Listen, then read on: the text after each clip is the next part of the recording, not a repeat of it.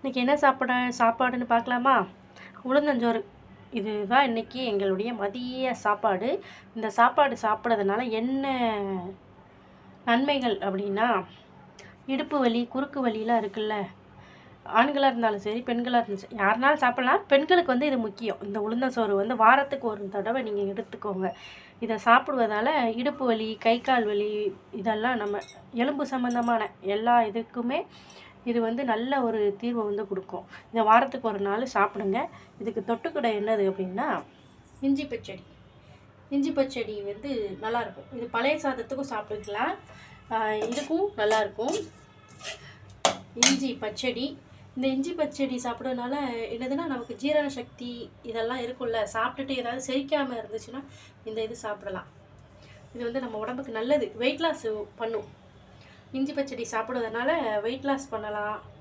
அதிகம் வெயிட் போட்டிருக்கவங்களுக்கு வந்து இது யூஸ் ஆகும்.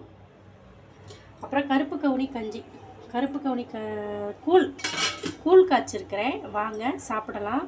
கூழ் இதனால என்ன பெனிஃபிட் அப்படின்னா, இதுவும் அப்படி தான் வெயிட் லாஸ் பண்ணுறவங்களுக்கு. அதாவது இந்த இறப்பைன்னு சொல்லுவாங்கள்ல, நம்ம சாப்பிட்டு செரிமானம் ஆகாமல் ஒன்று இருக்கும், அதுதான் இறப்பை. அந்த இறப்பை வந்து நமக்கு வந்து பெருசாக ஆகிடும். அதாவது ஃபேட்ரி லிவரு அப்படின்னு சொல்லுவாங்க, லிவர்னு கூட சொல்லுவாங்க, இங்கிலீஷில் லிவர்னு சொல்லுவாங்க.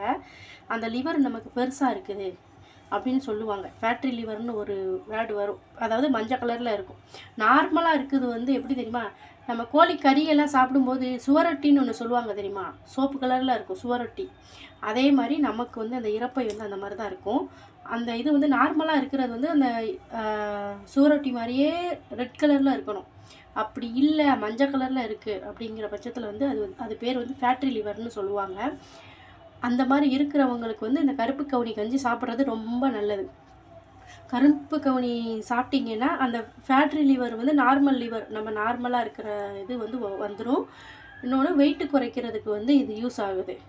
வெயிட்டு குறைக்கிறவங்க வந்து வாரத்துக்கு ஒரு நாள் இதுவும் எடுத்துக்கொள்ளணும்.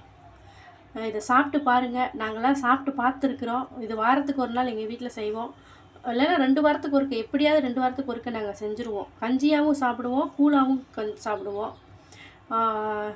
இதை ட்ரை பண்ணாதவங்க ட்ரை பண்ணுங்கள், டெய்லி சாப்பிடுங்க. இதெல்லாம் ஹெல்த்தி ஃபுட்டு. அந்த காலத்தில் கருப்பு கனி இந்த இது கம்மங்கூழ், அந்த மாதிரி கூழெல்லாம், கேப்பக்கூழ் இதெல்லாம் குடிச்சிருக்காங்க.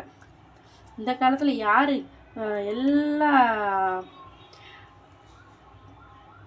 பன்னு பர்கரு அந்த மாதிரி சாப்பிட்றாங்க. இதெல்லாம் சாப்பிடுங்க, உடம்புக்கு நல்லது.